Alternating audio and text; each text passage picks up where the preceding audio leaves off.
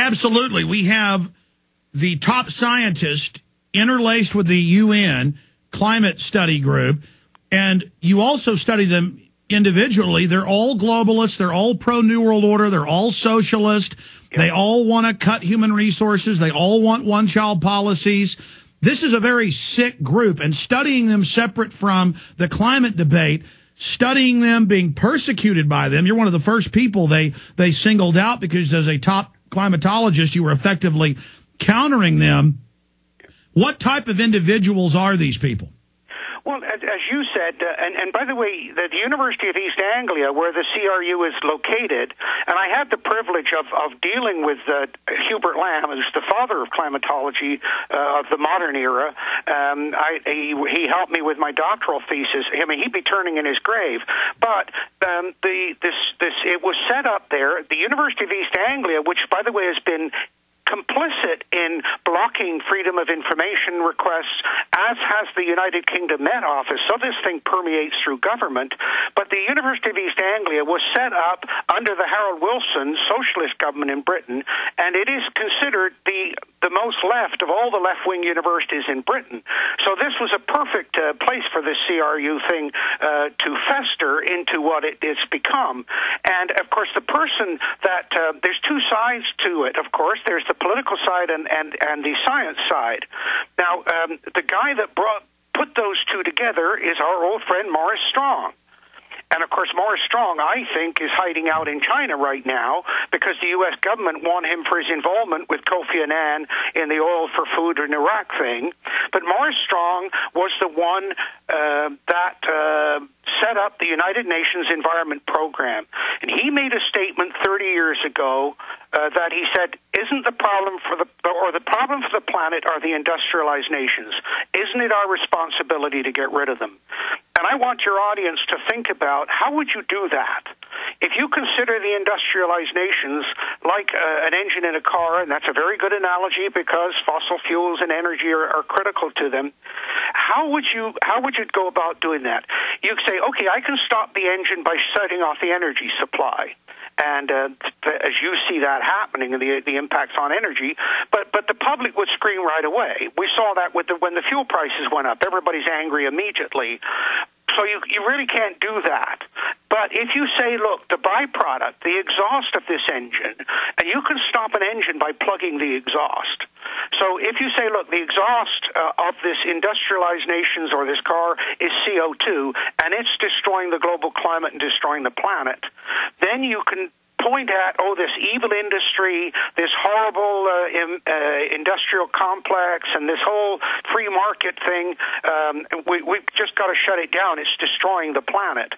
That's why CO2 became the focus, even though it's an absolute minuscule part of the total complexity that is weather and climate. And of course, Maurice Strong set about to do this. Now, in a book called The Cloak of Green by Elaine Dewar, who, by the way, started to write a book praising all the environmentalists in Canada, and as a good journalist, the more she dug, the more she discovered that these people were more corrupt than the corporations they were attacking. And 20% of that book is devoted to Strong. And she said to him, if you've got these ideas, why don't you run for politics? He probably, the only honest statement in his life, said, well, you can't do anything as a politician. He said, I'm going to go to the UN, and there I can get all the money I want and not be accountable to anybody. And that's precisely what he did. He set up with Kofi Annan, and he became the senior advisor, and he set up the United Nations Environment Program, and a subset of that was the Intergovernmental Panel on Climate Change. Now, one of the things, Alex, that to help people understand how these sorts of machinations are done, because Strong was incredibly, I mean, it's like with Gore's movie, you cannot deny it's a superb piece of propaganda. And with Maurice Strong, you cannot deny his talents in persuading people and managing bureaucratic systems. And one of the things through my own experience, I've chaired many boards of commission and commissions of inquiry, and it's a perfect vehicle for the politician because there's a fight going on, and the public are saying, why don't you do something here? Well, the politicians said, okay, we'll have a commission inquiry, and it'll be arm's length. And everybody say, oh, good for you. Finally, we're getting somewhere. But what they don't know is that the politicians continue to retain control. First of all, if the media come along... Well, stay there. Obviously, government funding over institutions, they don't get the funding if they don't give the results that the UN wants. We'll be right back with climatologist Dr. Tim Ball. This is incredible news.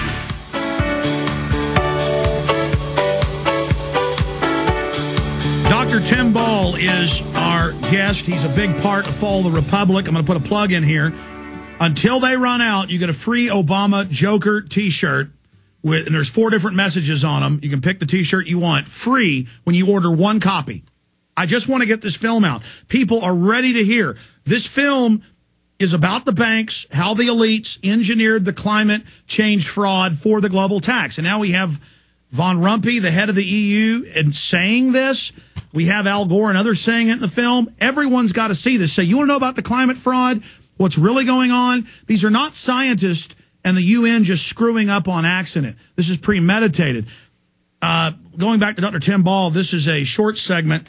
Sir, I just want to stress that we can't let this go by the wayside. They've been caught in so many other frauds, but again, they could say that was an accident. This is red-handed, and you were telling me during the break, the tentacles of this go into all of government and the entire power structure, and they're not going to quit just because this fraud came out unless we really get this message out. That's why we're seeing a huge broadcast TV blackout on this. Oh, absolutely. As I said, an atomic bomb went off, and most of the mainstream media didn't hear it.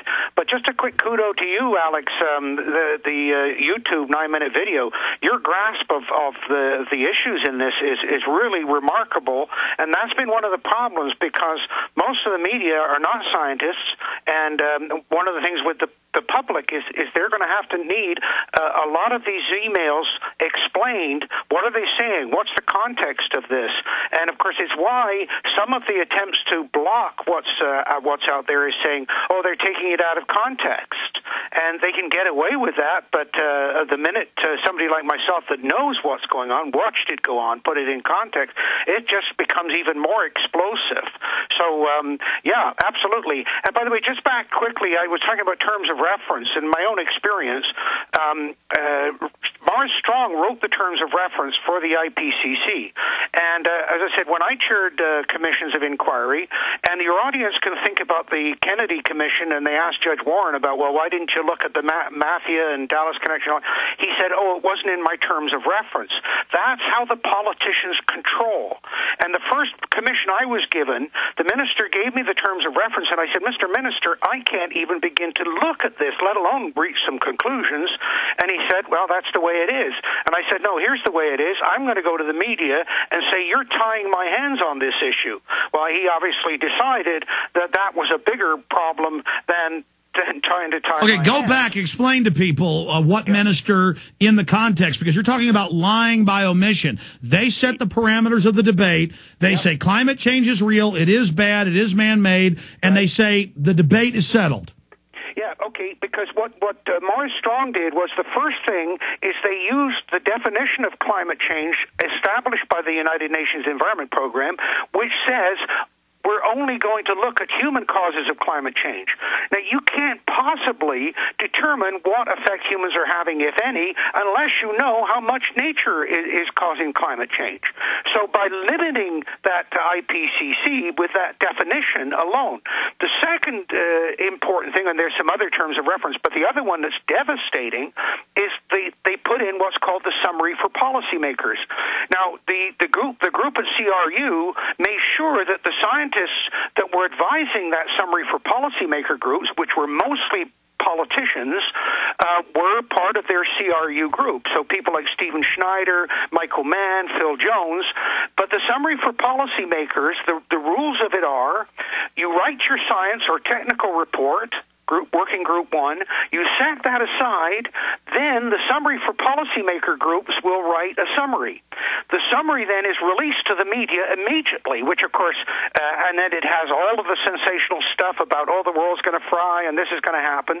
Then the summary goes back to the scientific group with the instructions to make sure that the scientific report says what we've already said in the summary and released to the public. So it's like an executive doing a summary and then telling the employees to find the facts to support the summary.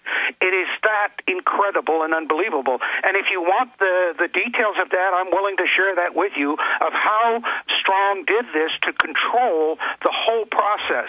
And again, Maurice Strong, an admitted eugenicist. We could play YouTube clip after YouTube clip of him on U.S. television 10 years ago, 20, 30 years ago, calling for forced one-child policies, 80% population reduction, drugging of water supply, everything that's in John P. Holdren's textbook, which was then adopted as policy. But I also want to talk, Tim, about the media blockade. How do we run that? And how do we bring these people to justice?